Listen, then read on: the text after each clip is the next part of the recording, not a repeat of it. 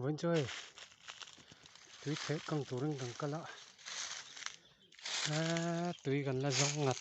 cái gì hết điểm qua này điểm qua hiện đi là cái lâu là hẳn rong túi bây đồng khóc về bây đồng anh này vẫn chưa này ha đi lên túi thế thế căng tủ rừng túi hẳn dần mày chứ buồn sao khóc mấy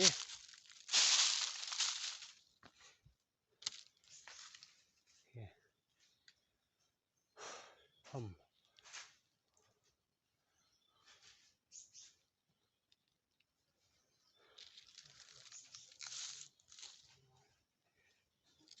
có hiện túi bắc khác mà dù hẳn nôm là vào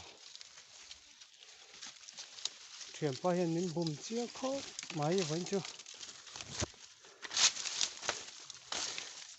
như thế căng là tìm rồi số mà thật là tục cài cua con tầm nước tục tin vì hẳn phôi tôi để về hay đi lên in tuy gần là rong chu nị he buổi thác khop mấy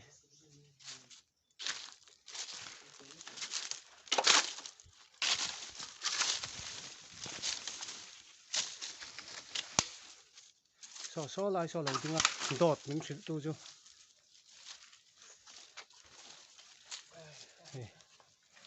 thế thấy chào tôi chào được thế nằm mẹ râu gà lại chưa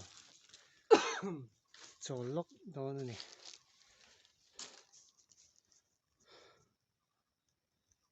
chiếc là hoàn toàn thì bộ giỏ nó một tập nằm mẹ khóc mấy hay lại buộc đi cái xem và đủ tông nữa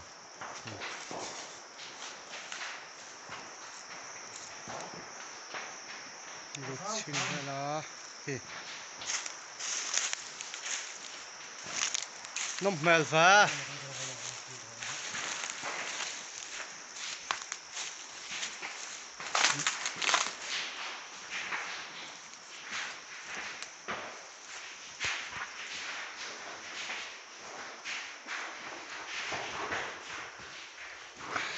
nó mà khóc mày kia dao thở bọc nó